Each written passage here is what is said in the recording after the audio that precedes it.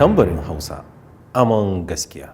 Askaramu barkanmu da wannan lokaci, sannunmu da kasancewa ta cikin wannan shiri na musamman wanda zai tattauna dangane da wani ci gaba da aka kawo a cikin al'ummar Hausawa, wanda wani bawan Allah ya ƙirƙiro sabbi ko kuma haruffa na Hausa waɗanda za a riƙa amfani da su saɓanin waɗanda muke da su na aro na da, wanda za a iya cewa an aro su ko daga Larabci ko daga yaren Nasara ko ma sauran yarurruka da ake amfani da su a faɗin duniya.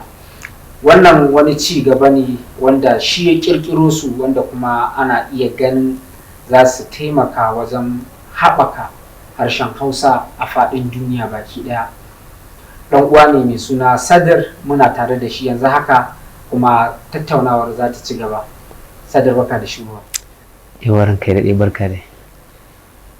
To gashi ka ƙirƙiro waɗannan sabbin haruffa ko kuma a ce baƙaƙi na Hausa. Kuma an yi aikin, ana iya cewa babu aro daga kowane irin yare a duniya. Me ya ja hankalinka ka ƙirƙiro waɗannan sabbin baƙaƙi na Hausa? Da farko kishi na shi yaran da kuma duba ga yadda harshen ya bunƙasa, amma kuma sai kasance duk da wannan bunƙasar babu rubutu wanda mallakinsa ne. Wannan yana ɗaya daga cikin abubuwan da suka ja hankalina na fara tunanin ya za a yi na samar da su waɗannan baƙaƙe. To, su baƙaƙen kamar yadda ka ce ka ƙirƙiro su ne ta hanyar nazari ba tare da duba ko la'akari da sauran yaruka ko kuma baƙaƙen da ake rubutu da su a duniya ba. Ta yaya har ka iya samar da su, ko domin za a iya cewa daga babu kenan ko? Wani irin abubuwa kai la'akari da su wajen ƙirƙiro su wa'annan haruffa ko kuma baƙaƙe? Ito abubuwa da dama, to amma abu da zan iya gaya ma wanda shine yafi shine tunani. Kamar yadda ka faɗa, abu ne babu, ya za a ka samar da shi? To daga tunani na fara har zuwa ga samar da ƙirƙira ɗin, domin na yi matuƙar ƙoƙari wajen ganin na kaucewa da hanyar da zan bi na ɗauko wani abu wanda zai kasance su baƙaƙen sun zama ana ganin su za a ce wannan ai kaza ce ta rubutun kaza. An gane, so na yi wannan ƙoƙari na faɗaɗa tunani da zurfin tunani akan na ƙoƙari na ƙirƙire su, kuma bayan tunani da kuma kamar zan iya cewa huwa cewa ta Allah subhanahu wata'ala, domin inda bai ba da dama ba da ba ma za a yi tunanin har kuma a zuwa ƙirƙira ɗin ba.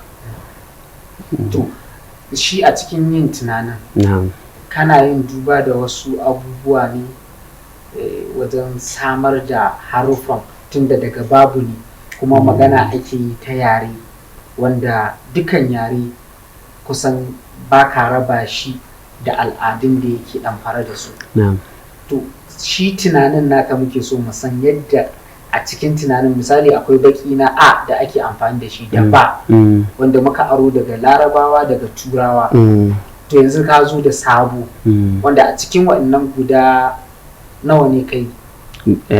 Baƙaƙe ne guda 37. 37. Ai akwai a akwai ba. Zurfin tunani da nazari ya sa ka iya zuwa da wata ba da wata a wacce ba ita ake amfani da ita a yaren Hausa ba. To wannan tunanin da abin da kai la'akari shi muke so mu gani ka ɗabbaƙa har ka zo da wannan. Yawwa, na fahimci tambayar ka. So abin da na fakarkata yayin da zan ƙirƙiri kowane baki shine yadda muke furta shi. Misali idan ka ce ba,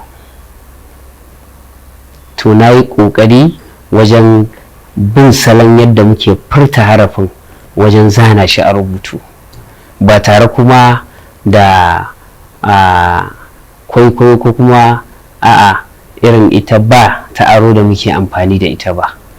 Wannan su ne hanyoyin da na bi, kamar sha, kamar kwa, kamar kwa, kaga duk baƙaƙe ne, amma yanzu a rubutu da muke amfani da shi goma muke musu sakamakon bamu da namu. So hanyoyin da na bi kenan na wajejen ƙirƙirar su waɗannan baƙaƙe. Ina ƙoƙarin amfani da furicin da muke yi wajen furta kowane baƙi domin in ƙirƙiri in samar da shi. Kuma alhamdulillah hanyoyin da na bi kenan har na kammala su.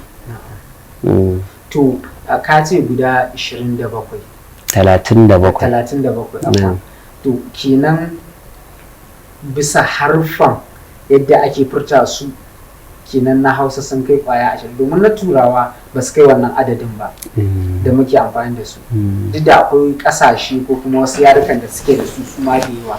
Ina iya ganin kasar Sin tana da kusan 2000 har da kwaya 7. Kasar Turawa suna da nasa 28, na bangaren Larabci suna da adadin su, haka yaren Hebrew suna da kusan ya kai 40 da wani abu. Su a yaren Hausa kenan waɗannan su ne adadin baƙaƙe da inda za a yi magana to a cikin wannan da'irar ta kwaya 37 ake magana. Kwarai da gaske haka ne. To ya batun wasulla kuma fa? Duk suna ciki a cikin 37. Yawa idan ka cire wasali guda 7 ne, to sabanin guda 5. Yawa baƙaƙe guda 30. Wasu kuma kamar masana akwai inda suka ɗan rabu, wasu za ka ga suna kawo baƙaƙen guda 35 ne, wasu kuma 37. A wani yare kenan? Shi Hausan. Amma inda shakkun yake shine akwai wasali guda 2 wanda ba ma kallon su a wasali, amma sakamakon yaren namu bai da rubutu nashi, shi yasa ba mu damu ba, kawai muna amfani ne da shi a rubuce, ba mu damu sai mun san lallai wasali ne ko ba wasali ba ne. Su ne wasalin ai da au, wasali ne a yarenmu na Hausa. Kamar muna da a, muna da i, muna da o, muna da u, muna da a. Kamar a e i o u, a e i o u, kaga guda 5. To akwai wasali na ai da au, kamar zaka ce daidai, kaga ai zaka sa daidai din, in ka cire da din ai su baki ne, wannan ai shine zai baka daidai, wasali ne. Kamar akwai kamar mu ce dauda, kaga ita ma daɗin ka cire ta, to au din ita ta daudin ai wasali ce. So shine ya zama baƙaƙe guda 37, wasali kuma guda 5. To Malam Sagir, zuwa yanzu ta iya cewa wannan binciken naka ya kai tsawon wani lokaci kake yi kafin ka samar da su? Na kai kimanin shekara 10 ina aikin, bayan kuma na kammala na fito da yake ina aikin ban fara tuntuɓa ba sai bayan da Allah subhanahu wata'ala ya sa na kammala, tunda ba iya samar da baƙaƙen ba ne aikin. Bayan ka samar da baƙaƙen, jera rubutun ma ya zanto ya tashi a rubutu ba ƙaramar wahala ce da shi ba. Na sha wahala sosai kuma alhamdulillah kuma ya zama tarihi, abinda gashi nan ina da ɗalibai da nake koyarwa su iya yanzu, da ɗalibi wanda zai zo duk abin da kake so bai san me muka yi ba, nan ka ce a rubuta ma aka rubuta zai karanta, idan kuma ka faɗa ka ce ya rubuta ma kaza zai rubuta. To kaga alhamdulillah, to na yi wannan ƙoƙari na cikin shekaru 10 na samar da wannan, kuma na fara tuntuɓar gwamnati, wanda yanzu kamar kimanin shekara 3 kenan muna kan tuntuɓar gwamnati don ganin sahalewar su wannan baƙaƙe ga al'umma. dama shine abin da nake so in tambaye ka, shin bayan ka samar da su yanzu a hukumanci shin an anshi wannan aiki naka a matsayin an yadda da su haruffan ko baƙaƙen na Hausa ne za kuma iya amfani da su a cikin al'ummar Hausawa a fannin karatu da karantarwa? Muna kan hanya insha Allah, saboda tunda na fara tuntubar masana ɗaiɗaiku manyan professors da muke da su da ma na wajen Kano daidai gwargwado da kuma maluma hadda na addini ma, saboda neman shawara da ƙarin bayani da kuma neman tabarraki da addu'a akan abu ne na al'umma. To kuma sai na tuntuɓi gwamnati ta hanyar hukumar ilimi ta jihar Kano. To kuma alhamdulillahi bayan lokaci suka neme ni, akwai hukumar KERD, Kano Education Resource Department. Kamar hukuma ce ta ilimi. Ita ce bangaren ta ne na haka kuma ilimi sai ta tura mata, suka gayyace ni akan su wannan bakake kuma muka interview. Daga nan dai alhamdulillah suka karɓi abin, muka yi ta aiki da su, wanda har hukumar ita wannan ta ƙarƙashin kuma ilimi ta tura jami'a akan si bincike, jami'ar Bayero akan si bincike, si nazari akai, su ba shawara akan ga tsarin da gwamnati take so ta sa baƙaƙen a tsarin manhajar koyarwa ta ɗaliban makaranta na primary da kuma secondary school. To kuma alhamdulillah jami'a daga baya ta ba da amsa mai kyau wadda hadda yabo a ciki da kuma bani shawarwari abubuwan da ya kamata na yi domin inganta rubutu, wanda kuma yanzu haka alhamdulillah na yi kusan kaso 85 a cikin wannan shawarwari na jami'ar Bayero. To masu kallon mu yadda take kasancewa kenan inda muke tattaunawa da ɗan uwa Sadir, wanda ya kirkiro sabbin haruffa ko kuma a ci baƙaƙe na yaren Hausa da kai tsaye yanzu ana iya cewa suna gaban mahukunta da zarar sun gama nazari da bincike za a iya fito da waɗannan baƙaƙi a ci gaba da amfani da su a ɓangaren harkokin ilimi na koyo da koyarwa a ba iya jihar Kano ko Najeriya ba ma har dukkan sassa daban-daban da ake amfani da harshen Hausa. Sai ku dakace mu, idan muka dawo kuma za mu dora. Gidan talabijin na Tambarin Hausa TV, murucin kan dutse da bai fito ba sai da ya shirya.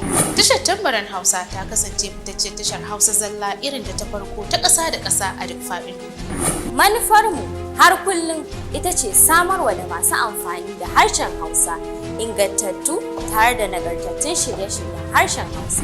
Labarai da rahotanni da ɗumi-ɗumin su. Tashar Tambarin Hausa mun tsaya akan sanin makamar aiki. Samar da sabbin dabarun aiki.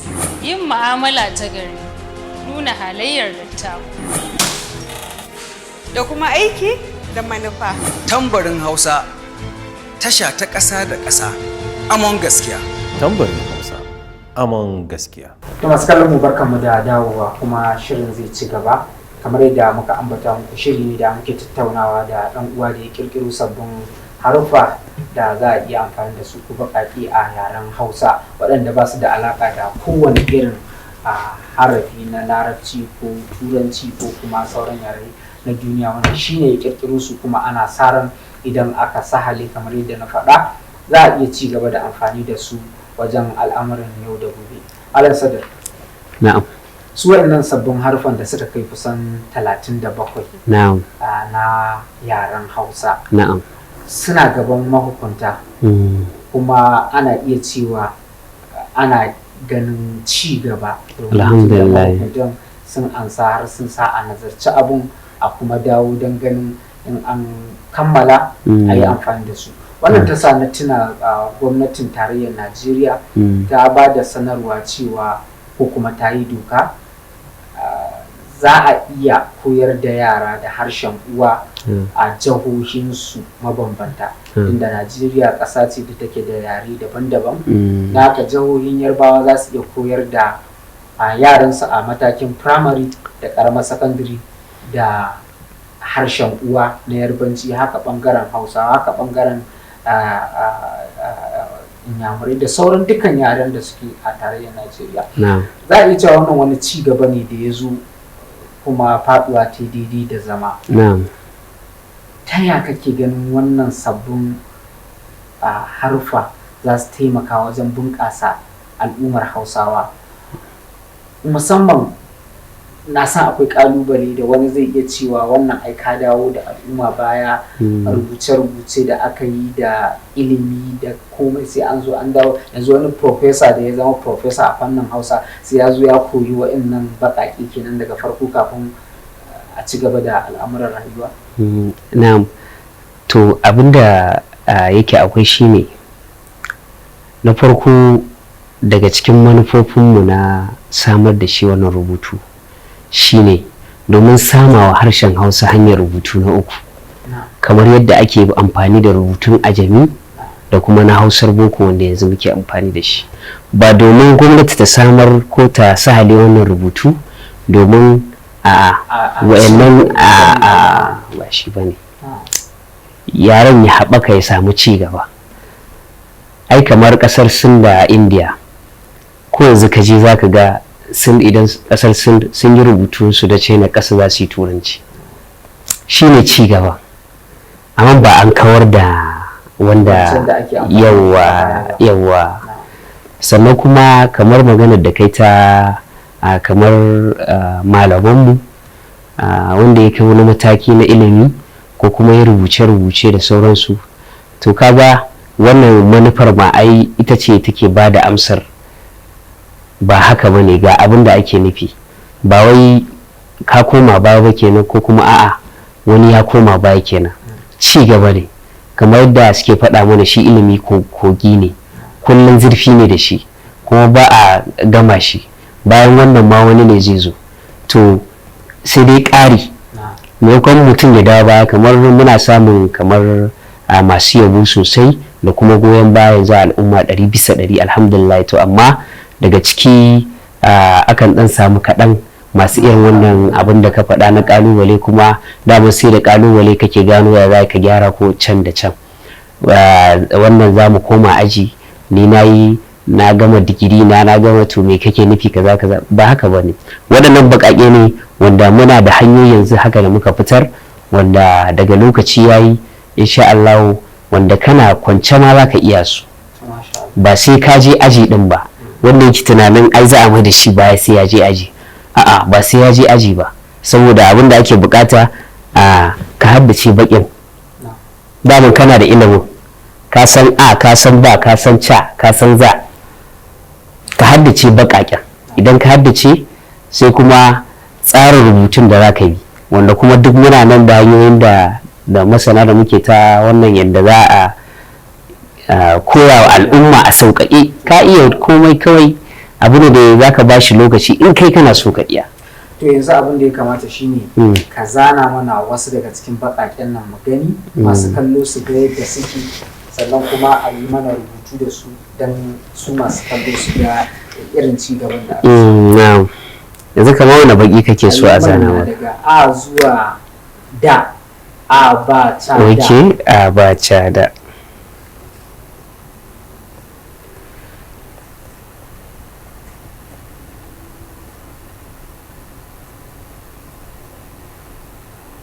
Kagu waɗannan na yi su da girma, da yake rubutun hannu ne, ka san yadda yake, so kaga wannan shine yadda sample na baƙaƙen A ba ca da. Na'am, ka faɗa a cikin magana ka cewa kana amfani da yanayin yadda furci yake kafin samar da ita kowane baki. Ya za mai kallo ya gane cewa wannan shine yadda furcin A yake? To misali yanzu idan ka kalli ita A din za ga akwai wata sanda a sama, sannan kuma ƙasanta ta buɗe daga sama ta tsuke, ka ji hanyar da aka ba aka samar da ita. Sannan in ka kalli ita ba din za ka ga yadda bakinka zai yi kusan haka take, ka fahimce ni ba, kuma in ka furta za ka ga nan ɗaka za ka ga kamar ta ɗanyi ciki, ka fahimta, shi yasa muka samar da wannan. Sannan kuma kamar ita ca, in ka kalli ca za ka ga ita ma an yi ta yanayin yadda za ka furta ta, haka aka yi ƙoƙarin ganin an samar da ita. To hanyoyin suna da dama. Sannan akwai baƙi kamar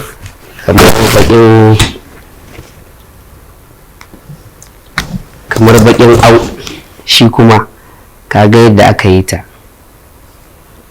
au, an fahimta, shi ma duk an bi duka baƙaƙen ba za mu fito da su gaba ɗaya. To abin da ya sa muna ayyuka da sauransu ya sa ba za mu abin nan ba. So duka baƙaƙen za ka ga kowanne an yi ƙoƙari wajen ganin an bi hanyar da al'umma za su kishi da hakan, kuma duk inda suka shiga za su tabbatar da cewa wannan rubutu abin alfaharinsu ne, domin ba rubutu ba ne da aka samo daga wasu ko kuma wata nahiya. Alhamdulillah. Sannan kuma shi rubutun kamar in za mu yi kaga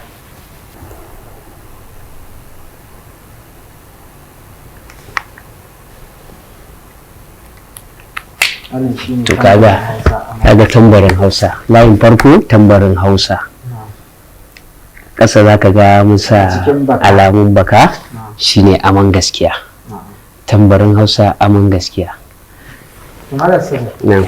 Waɗannan harufa ga su har ana rubutu da su, ya za a iya bambance, ko kuma kamar yadda ka ce babu wata harafi da ta kamanceceniya da wata harafi a cikin wani yare da ake amfani a faɗin duniya.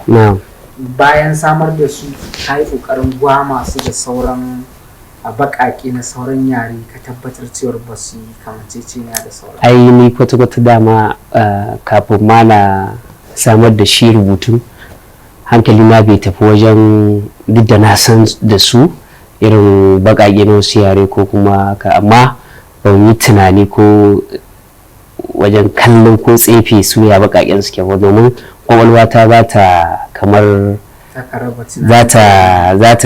kamar tafi can ɓangare na kamar ɗauko wani abun sa, shi yasa ma na yi ƙoƙarin ganin ya za a yi tunani na yi ƙarfi wajen ganin samar da mu namu ɗin ba tare da an yi aro ba.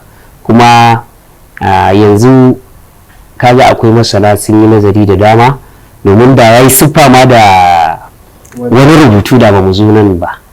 Da ba mu zo nan ba. A ci gaba da tuntuɓa da kake ɓangaren gwamnati zuwa yanzu, akwai wani ƙalubale da aka iya fuskanta dangane da wannan aiki? Alhamdulillah, ka san sha'anin gwamnati sai a hankali, kuma sai an ba a hankali, kuma sai a kaga Allah ya sa an kai gaci.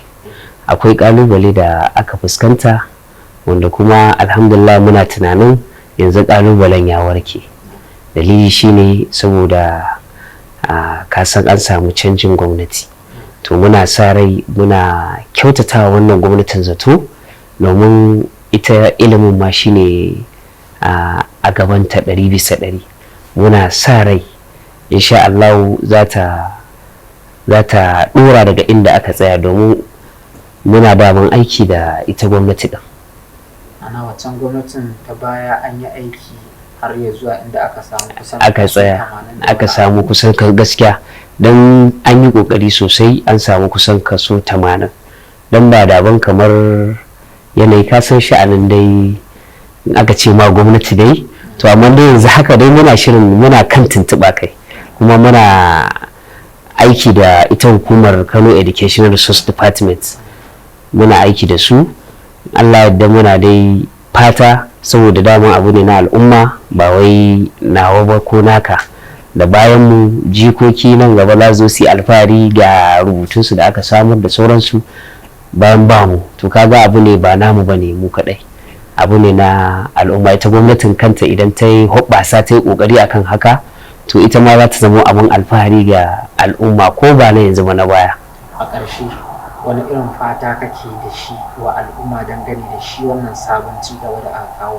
Fatan da nake ga al'ummar mu ta Hausa shine su kalli abin da fuskar fahimta ta kuma saka kishin harshen a ransu. Kada duk wanda ya tsaya tunanin wannan wahala ne, wannan za mu koma ba, to gaskiya ba zai, za mu daɗe a haka kusan bace. Amma muka kalli kishin yaran, kamar duk ƙasashen da suka ci gaba za ka ga suna daina kallon komai bane su kalli kishin al'umma. Kas kalle ni su kalli me aka zo da shi, to muka hada, to alhamdulillah in Allah yadda za mu kai gaci, kuma harshen Hausa zai kamar yadda yanzu matakin da yake kai, za ka masana sun fitar cewa nan da shekara ta 2050 yaren Hausa zai zama cikin manyan yare na 5 a duniya. Sannan kuma yanzu haka masu amfani da harshen Hausa sun kai kimanin mutum miliyan 90, wanda duka daular Laraba gaba ɗayanta ba su fi kimanin mutum miliyan 60 ba. To kaga kenan mu al'ummar Hausa mun kai wani matsayi wanda ya kamata a ce mun taka wannan rawar, ko da ba mu muka samar ba, amma a ce mun taso da ita, ko kuma an samar da ita a nan gaba, to kuma ga ta yanzu Allah ya kawo. Wannan shine fatan da muke da al'umma, kuma rubutu ne mai sauƙin koyo, dan muka fara koyar da shi za su fahimta kuma za su gane cewa ba wahala ne da shi ba, alhamdulillah. To masu kallon mu yadda ta kasance kenan tare da ɗan uwa Sadr, wanda ya kirkiro sabbin haruffa ko in ce baƙaƙi na Hausa, wanda tuni an samu sahalewa daga ɓangaren gwamnati, kuma an kai wa jami'a domin yin nazari da tsifa dangane da lamarin. Nan gaba kaɗan ana sa ran littattafai za su iya fitowa na koyo da koyarwa a wannan harshe, ko kuma da wa'innan baƙaƙi da aka kirkiro. Ku ci gaba da kasancewa da tashar Tambarin Hausa, Amon Gaskiya. Sunana Ibrahim Nafi'u.